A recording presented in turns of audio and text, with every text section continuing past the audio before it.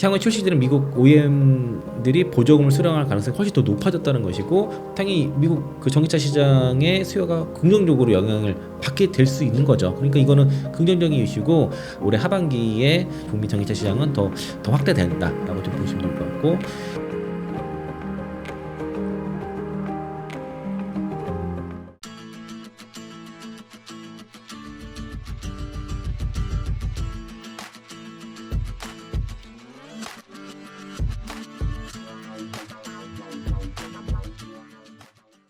방송에서 이제 2차전지 투자 포인트를 크게 두 가지 드렸습니다. 그러니까 첫 번째가 이제 금리 인하 사이클이고, 그리고 이제 두 번째가 북미 시장에서의 전기차 대중화 시대, 특히 시기적으로 2025년에서 26년 사이에 그 전기차가 대량으로 생산되고, 요게 맞춰서 이제 미국 정부에서 뭐 IRA법이라든가 뭐 자동차 연비 규제라든가 여러 가지 이제 정책을 통해서 그 전기차 산업을 육성하는 그런 거였는데, 크게 이제 금리 인하 사이클과 북미 시장에서의 그 전기차 대량 생산 사이클이 같이 맞물리기 때문에 이 두 가지 사이클이 같이 결합이 됐을 경우에는 굉장히 폭발적인 주가 상승이 나올 수 있다라고 좀 본 거고요.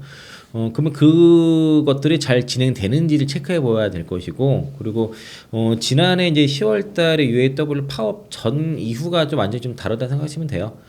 저는 이제 개인적으로 이 캐즘이라는 게 어떤 약간 인위적으로 만들어질 가능성이 좀 있다고 좀 보고 있는 입장이고요.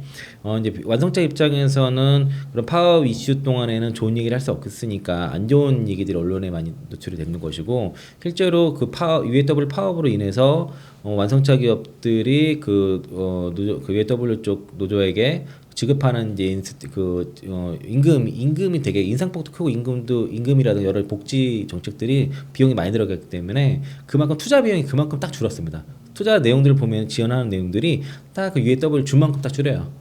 그게 이제 그 전후가 좀 달랐던 것이고, 그로 인해서 배터리 가격이 많이 떨어질 것으로 예상이 되니까, 그러면 완성차 입장에서는 최대한 재고 축적을 뒤로 미루는 거죠. 배터리 가격 다시 광물 가격이 올라가고 배터리 가격이 올라갈 때 다시 주문을 하는 그런 상황인 거고, 지금은 다시 이제 재고를 이제 축적하는 사이클이 들어가기 옥전이다라고 좀 보시면 좋을 것 같고요.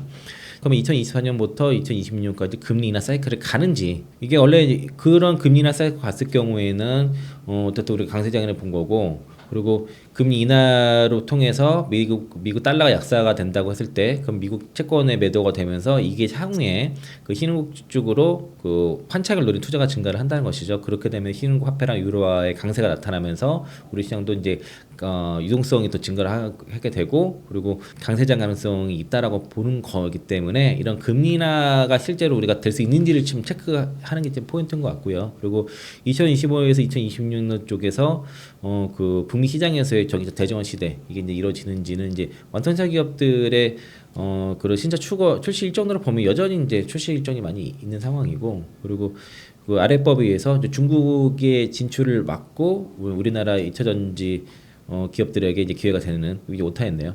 2차전지 기업들에는 기회가 되는 모습이고, 그리고 특히 이제 5월 7일이죠. 5월 7일에 그 IRA법 최종 가이던스가 나왔거든요. 여기에 따라 수혜기업들도 체크를 해야 돼서 일단 지금 다른 거는 다 제치고요. 오늘은 이 금리 인하 사이클이 현재 어떻게 진행되는지, 그리고 가장 최근에 나온 그 IRA법 최종 가이던스에 따른 수혜기업에 대한 얘기를 좀 일단 해보겠습니다. 최근에 이제 그 연준 의원들이 일부 좀 완화적인 발언을 하면서 다시 이제 올해 연내 금리 인하가 1회 전망까지 떨어졌다가 최근에 2회로 다시 올라갔고요.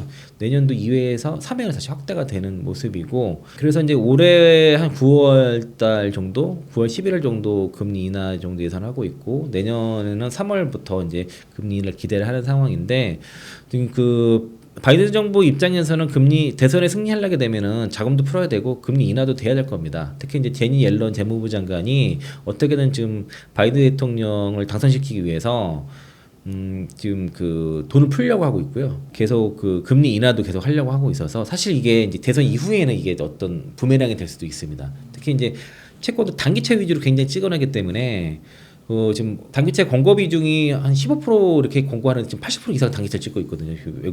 미국의 채권 지금 발행 구조가. 그러니까 장기채 찍게 됐을 경우에는 지금 인플레이션 금리가 또 튀기 때문에 그래서 이제 그거를 좀 막고자 이제 단기채 위주로 하는데 이게 나중에 진짜 문제가 될 수 있어요. 지금 너무 좀 과도하게 단기채 위주로 찍는데 이게 어쨌든 그 바이든 대통령 당선을 위해서 지금 제니 옐런이 그 나서고 있기 때문에 그래서 지금 어딩을 잘 보면은 파월 의장이라든가 연준 위원들 되게 중요하지만은 제니 옐런이 무슨 얘기를 하는지 무슨 행동하는지를 정말 잘 봐야 돼요. 그리고 매크로 쪽인 건 되게 중요한 것 같고요. 그리고 올해 골드만삭스 같은 경우는 올해 7월과 11월 달 두 차례 금리 인하가 될 것으로 이제 예측을 하는데 사실은 처음에는 3월 달 얘기했다가 얼마 전에 또 6월 달 얘기했다가 7월 달 후퇴 중입니다. 전체로 그래서 IB 쪽에서는 우리 첫 금리 인하 시기 올해 같은 경우는 전체로 후퇴하는 그런 분위기다라고 좀 보시면 되겠고 최근에 이제 그로 인해서 조정을 받았다가 다시 반등세 나온 것들은 이제 이런 금리 인하의 기대감이 다시 좀 올라가고 있다. 증가로 인해서 반등을 하고 있는 것이고요. 그래서 금리 인하가 본격적으로 시작이 됐다고 해서 곧바로 강세장으로 가는 건 그건 모르겠습니다. 그러니까 좀 빠졌다고 올라갈 수 있고 곧바로 붙을 수 있지만은 현재는 어쨌든 그런 전망이라든 기대감이 유지가 되는 게 더 중요한 것이고 실제로 워낙 이제 높은 금리에서 높은 금리가 비정상이라고 봐야 되는 거니까 비정상이 정상화되는 과정이기 때문에 이번 금리 인하를 하게 되면은 저는 개인적으로 강세장 가능성이 높다라고 좀 보고 있고 거기에 대한 투자 포인트를 드린 것이고요. 실제로 이제 S&P 500 지수가 1982년 추세를 따라가고 있습니다. 그래서 금융 시장이 상당히 완화되고 연준이 2024년도 올해 금리 인하를 할 예정인 상황에서 S&P 500 지수가 이제 1982년도 추세를 따라가는 모습들이 실제 나타나고 있고요. 이게 지난 연말 지난해 12월 15일에 나온 그 이사벨렛에서 나온 그 내용이거든요. 근데 그때 당시가 요 그림이에요. 여기 요 그림을 제가 확대를 했는데 이게 지금 S&P 500 차트거든요. 여기 표시한 여기입니다. 요 자리입니다. 지금 꽤 올랐죠. 이런 식으로 지금 추세 실제로 따라가고 있습니다. 지금 그러니까 그 금리 인하 사이클과 맞물려서 지금 1982년도의 추세를 정말 그대로 따라가고 있어요. 최근에 좀 조정이 나와서 그렇지 지금 이렇게 똑같이 따라가고 있거든요. 이게 또 이제 기업들의 실적들이 그렇게 또 받쳐주고 성장이 나오기 때문에 그래서 이게 이제 그렇게 되면은 그 미국이 어쨌든 계속 하락장이 강세장으로 간다고 하면은 어쨌든 신흥국 증시도 100% 못 따라가더라도 같이 갈 수 있는 여건이 된다는 거죠. 그래서 이제 저는 이제 2025년도 뭐 2026년까지 이어질지 모르겠으나 2024년부터 2026년까지는 어쨌든 강세장으로 좀 본다라는 건데 다만 이제 그 조심해야 될 거는 이제 대선 이후에 시장이 좀 흔들릴 수 있다. 아까 말씀드린 것처럼 좀 죽치를 너무 많이 찍어낸다거나 그리고 그렇게 되면 다시 또 금리가 또 튈 수 있거든요. 그래서 그렇게 되면 또 인플레이션을 또 자극을 하게 될 수도 있으니까 그래서 이제 그런 대선 이후의 이슈는 좀 있겠지만은 이런 이제 현재 흐름 추세는 1982년도와 상당히 유사하게 흘러가고 있다. 그래서 강세장 가능성이 있다라고 좀 보는 겁니다.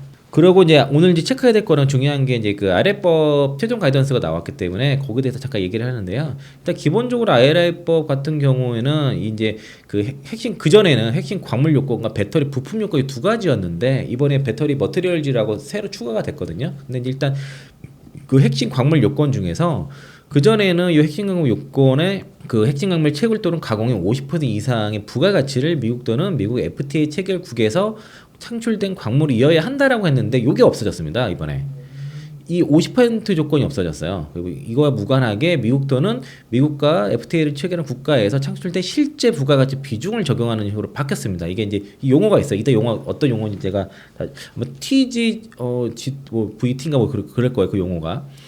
그리고 다만 2년간의 전환 기간도 함께 부여해서 기업들은 2026년 말까지 기존 방식을 적용할 수 있도록 했습니다. 요게 이제 이번에 바뀐 내용이고요. 그 나머지 내용은 기존과 그렇게 차이가 없습니다. 그래서 이거는 넘어가겠고 이번에 나온 최종 가이던스 내용이 굉장히 많아요. 그 영문 내용이 엄청 많아서 이걸 다 보기를 어려워서 저도 이제 기존 자료와 이제 애널리스트라든가 이제 그 분석했던 걸 일단 가져왔고요.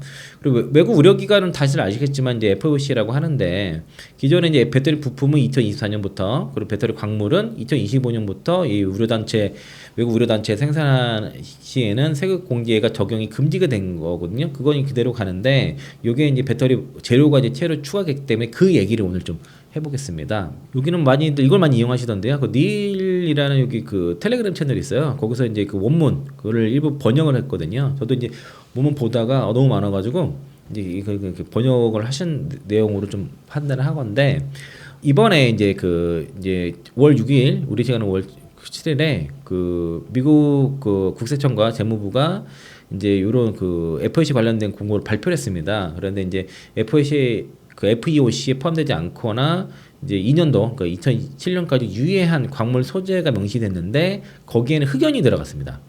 그리고 이제 전독소 첨가제로 해서 그 카본 블랙과 CNT 도전제가 포함이 됐고요. 그리고 동박도 들어갔고 전액 용매가 들어갔어요. 그러니까 전액의 구성 요소가 용매 그리고 첨가제 그리고 이제 그 염이거든요.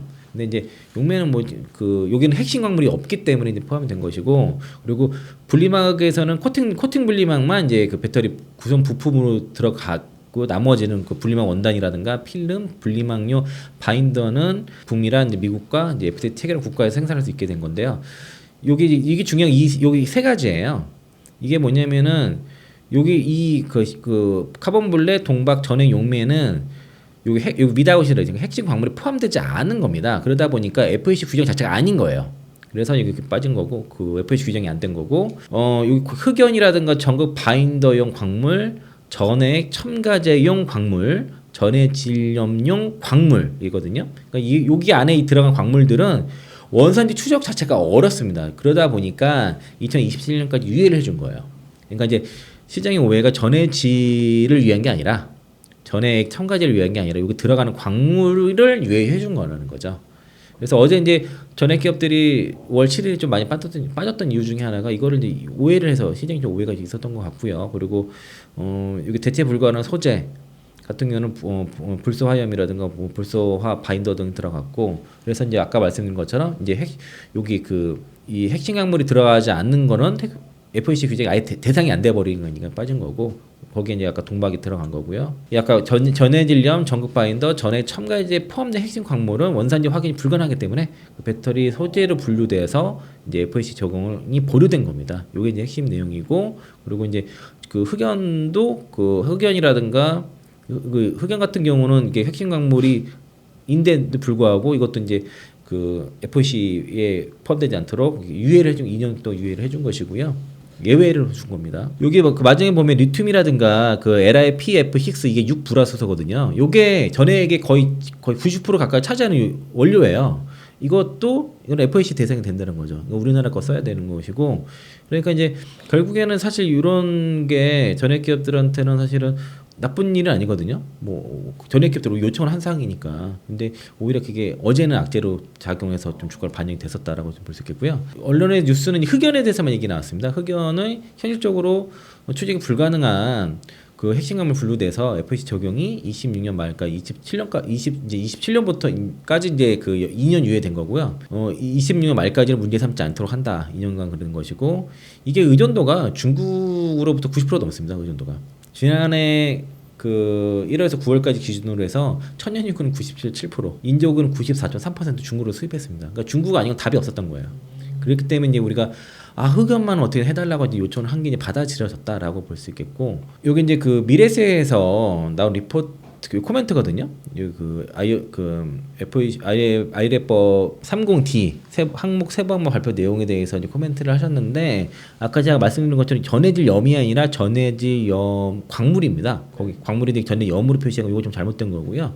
그래서 수혜는 뭐 셀 업체라든가 중국 소싱 노출 높은 뭐 LG 에너솔루션을 지금 최대 수혜를 얘기를 하고 있고 내용에 보면은 그러니까 이제 그 아래법 그 30D 항목에 포함된 세부 항목을 공개를 했는데 그 때문에 여기에 따른 그 각 그 밸류 체인별의 득실을 판단하는 방법이 있다라고 얘기를 해서 정리가 잘 됐기 때문에 제가 이거 소개를 해드리고 일단 미국 OEM 완성차 기업이죠. 그리고 이제 수요 측면에서는 긍정적이라는 겁니다. 왜냐면은 만약 그대로 갔을 경우에는 이 보조금을 받을 수 있는 모델 수가 굉장히 줄어들 수 있었는데 이렇게 이제 개정을 해줌으로써 흑연이라든가 이런 것들 분리막 원단 등의 일부가 규제가 완화가 되면서 향후 출시되는 미국 OEM들이 보조금을 수령할 가능성이 훨씬 더 높아졌다는 것이고 보조금 수령 가능 모델이 확대됨에 따라서 그렇게 되면은 당연히 미국 그 전기차 시장의 수요가 긍정적으로 영향을 받게 될 수 있는 거죠. 그러니까 이거는 긍정적인 이슈고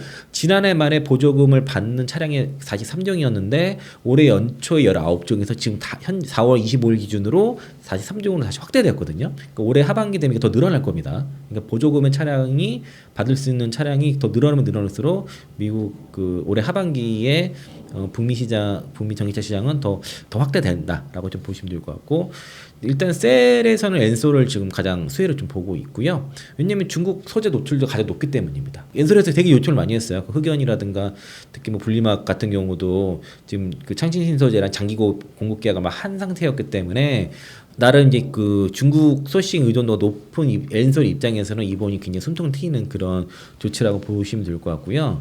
분리막 쪽에서는 어쨌든 그 기존 분리막을 다 투자를 미국에서 가져가야만 부품이기 때문에 다 가져가야만 이제 FEOC 규정을 AMPC라든가 이걸 받았는데 코팅 분리막만 투자를 하면 됩니다. 미국 북미 시장에서는. 그래서 이제 다만 이제 그 미국 투자에 대한 비중은 그 부담은 줄었지만은 중국이라든가 다른 업체들도 들어갈 수 있는 여건이 생겨버린 바람에 그래서 경쟁이 좀 심화가 될 수 있다라고 봐서는 이거 봤을 때는 분리막이 제일 좀 피해가 아닌가라는 좀 생각이 들고요.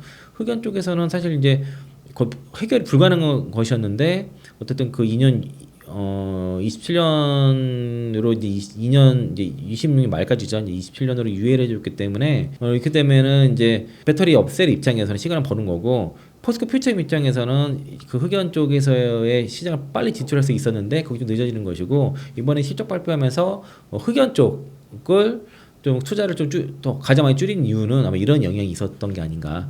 라고 지금 생각이 들고요. 동박 쪽은 아까 말씀드린 것처럼 이게 이제 이번에 이제 배터리 머티리얼즈라는 게 신설이 돼가지고 요게 포함이 됐습니다. 그래서 이제 FEOC 규정을 받지 않는 게 동박 쪽인데 다만 이제 그 미래에서 얘기하는 거는 동박은 IRA법에 대한 규정보다는 관세 인상 여부가 더 중요하다고 일단 보고 있습니다. 그래서 중국 동박은 미국 수출할 경우에는 특별관세 26%에 물류비까지 하게 되면은 이제 한 30%대의 그 초반 정도의 그 관세가 나올 것이고 국내 같은 경우에는 이제 지금 SKC 같은 경우에는 국내 생산을 접고 말레이시아 쪽으로 그러니까 국내는 마더 팩토리만으로 가동을 하고 R&D 위주로 하고 말레이시아에서 다 생산을 하려고 하거든요. 그러면은 말레이시아에서 생산하게 되면은 미국 수출할 때 관세가 1%대 에다가 물류 포함해서 한 3.5%니까 거의 10배 정도 차이가 나니까 이러면은 가격 경쟁이 있다라고 해서 사실은 FEOC 규제를 받지 않은 것 때문에 피해가 될 수 있었는데 실제로 이런 해석이 나오면서 지금 어제 오늘 빠지지 않았던 거죠. 그래서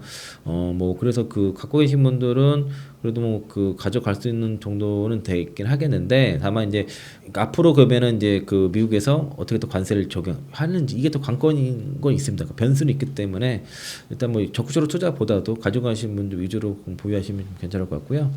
양극재 쪽은 변화가 없었습니다. 그냥 그 전구체도 마찬가지로 그대로인데 다만 아까 제가 그 50% 규정 받지 않는다는 거, 부가가치 50% 규정 받지 않는다 이겁니다. 그 TQVT 요거 적용이 약간 그거예요. 50% 기준과 무관하게 미국과 FTA를 체결한 국가 내에서 창출된 실제 부가가치 비중을 적용하는 거. 요거를 바뀐 게 TQVT고요. 그 TQVT 적용으로 인해서 각 핵심 광물별 공급망 가치 추적성을 좀 강화했다는 것이고, 그리고 요 그 추출 및 가공 비중 규정을 이걸 완화해 준 겁니다. 그래서 이제 양극재라든가 전구체 원재료 소신 부담을 다소 완화한 것으로 이제 본다는 건데 크게 변화는 없어요. 이쪽 양극재 쪽은. 그리고 아까 처음에 말씀드린 것처럼 그 소재, 특히 이제 여기 그 미래에서 나오는 게 전해질 염, 전극 바인더, 그리고 첨가제 또 흑연과 마찬가지로 FEOC 규정 시점이 2년 유예될 됐는데 이게 틀리고요. 흑연과 그 전극 바인더형 광물, 전극 바인더가 아니라 전극 바인더형 광물, 전액 첨가제형 광물, 전해질염용 광물인 거예요. 그러니까 이제 여기 안에 들어가는 광물이 실제로 추적이 불가능하기 때문에 어렵기 때문에 일단 2년 유예를 해준 겁니다. 근데 이게 전해질염 같은 경우에 그 사실 그 6+4 그거거든요. 전액계에 피해가 되지 않겠냐는 게 우려가 그 해석이 좀 있었어요. 그 해석에 오류가 있었던 건데 요거는 좀 바로 잡고 가시는 게 좋을 것 같아서 저는 오히려 이게 더 좋지 않나. 그러니까 어쨌든 이게 전액 기업들이 요청했다 그러니까 이런 것도요. 그래서 전액 기업 입장에서는 이제 당분간 이제 중국 것도 일부 싼 것 좀 쓸 수 있는 그런 그 시간을 벌은 거니까 오히려 전액 기업 입장에서는 선택의 통이 넓어진 거라서 오히려 호재다라고 좀 볼 수 있겠고. 시인트 도전제, 전액 용매, 그리고 동박 분리막 마찬가지로 이제 배터리 머티리얼즈로 했는데 여기 그 특히 이제 전액 용매 같은 경우 여기는 핵심 광물이 안 들어갑니다. 그래서 포함이 된 거고요. 결론적으로 보면은 이제 미래에셋에서 얘기하는 거는 결국은 그 미국 OEM과 배터리 셀 업체들의 로비가 성공적이었다 얘기를 하고 있고요. 이렇게 되면 전체 산업, 전기차 산업에 대해서 굉장히 긍정적인 라고 지금 얘기를 하고 있고, 그리고 이제 이런 그렇게 되면 이제 완성제 기업들이 그동안 규제도 되게 타이트하고 이러다 보니까 중장기 단기 중장기 전기차 전략에 대해서 약간 수정이 있었는데 다시 좀 긍정적으로 변화가 있는지에 대해서 좀 주목할 필요가 있고, 그리고 여기서 얘기하는 거는 흑연이라든가 분리막 원단 동박 등이 어쨌든 그 FEC 규정에서 유예되거나 배제됐기 때문에 어떤 그 중국 업체에서 한국이라든가 일본 업체로의 소시적 변화 속도는 좀 둔화될 수 있다라고 얘기를 하고 있지만은, 이거는 이제 어쨌든 방향성의 변화가 아니라 속도 조절 의미이기 때문에 주가 흐름 자체가 이렇게 꺾이거나 이러지는 않을 거라고 좀 보고 있고요. 그리고 이제 이게 앞으로 보면은 결국에는 관세거든요. 그래서 이제 중장기적으로 배터리 부품과 광물 영역 내에서의 이제 그런 영내 생산이라든가 FT 국가 내에서 생산 비중 요건 자체에서 유지가 됩니다, 앞으로는. 그러니까 이제 시간을 본 거라고 보시면 돼요. 이거는 우리가 요청해서 앞으로 이제 중장기적으로 중국에 소싱을 했던 것들을 바로 바꿀 수 없다 보니까 그걸 어쨌든 우리의 요청을 잘 받아줘서, 미국 정부가 잘 받아줘가지고 이런 이제 세부 법안이 최종 가이던스가 나왔다라고 판단을 들어서 전체적으로 우리한테는 좋은 얘기다라고 그렇게 보셔야 되지, 이것 때문에 뭐 피해가 된다 이렇게 보기에는 좀 무리가 있다라고 좀 생각하고 있습니다. 네, 그러니까 제가 오늘 말씀드린 거는 이제 약간 매크로돈에서의 투자 포인트인 거고요. 그 외 세부적으로 뭐 광물 가격부터 해서 수출 데이터부터 해서 회사의 어떤 캐파 전망이라든가 여러 가지 이제 컨콜 내용들은 다 별도인 거고, 제가 큰 줄기에서의 투자 포인트를 좀 체크해 본 거고. 그래서 이제 이제 금리 인하 사이클이 크게 문제가 없다고 하면 시장이 강세면은 같이 시장 전체적으로 좋을 것이고, 그리고 그런 강세장에서의 성장이 가장 높은 쪽이 어딘지를 이제 본 건데, 그 중에 하나를 이제 배터리 2차 전지를 본 겁니다.